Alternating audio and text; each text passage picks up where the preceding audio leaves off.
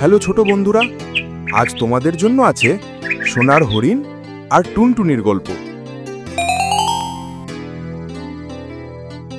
ঘন জঙ্গলের মধ্যে এক সুন্দর সকাল। পাখিরা কিচিরমিচির করছে, বাতাসে ফুলের গন্ধ ভাসছে। সেই জঙ্গলে থাকতো এক ছোট্ট টুনটুনি পাখি। টুনটুনি ছিল খুব বুদ্ধিমতী আর সাহসী। তার বাসা ছিল এক বড় আম গাছের ডালে। প্রতিদিন সে গান গাইতো, ফুলে ফুলে উড়ে বেড়াতো আর বন্ধুদের সঙ্গে গল্প করত। একদিন টুনটুনি নদীর ধারে জল খেতে গিয়ে হঠাৎ দেখতে পেল এক অদ্ভুত হরিণ। তার শরীর চকচক করছে, রোদ পড়লে শরীর থেকে যেন সোনার আলো ঝলমল করে। টুনটুনি বিস্ময়ে চুপ করে তাকিয়ে রইল। এমন সুন্দর হরিণ সে জীবনে দেখেনি। টুনটুনি ধীরে ধীরে হরিণের কাছে গিয়ে বলল, তুমি কে? তোমার গায়ে এত সোনার আলো কেন? হরিণ বলল, আমি সোনার হরিণ। জঙ্গলের গভীরে জাদুর পাহাড়ের পাশে আমার জন্ম। আমি খুব একা, তাই এখানে এসেছি বন্ধু খুঁজতে। টুনটুনি খুশি হয়ে বলল, তাহলে আমি তোমার বন্ধু হব। এভাবেই টুনটুনি আর সোনার হরিণের বন্ধুত্ব হলো। প্রতিদিন তারা একসঙ্গে খেলত। হরিণ টুনটুনিকে নিজের পিঠে তুলে নিয়ে জঙ্গলের পথে ঘুরত, নদীর ধারে যেত, ফুলের বনে ঘুরত।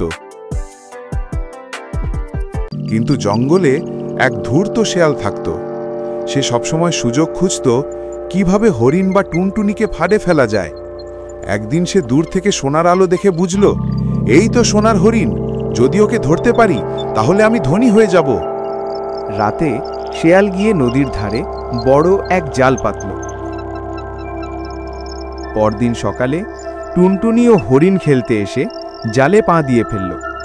হরিণ জালে আটকে পড়ল। টুনটুনি আতঙ্কে চিৎকার করে উঠল, কিন্তু টুনটুনি হাল ছাড়ল না। সে হরিণকে মুক্ত করার অনেক চেষ্টা করতে লাগল। তারপর ঠোঁট দিয়ে জালের গিঁট খুলতে লাগল। শেষ পর্যন্ত হরিণ মুক্ত হল।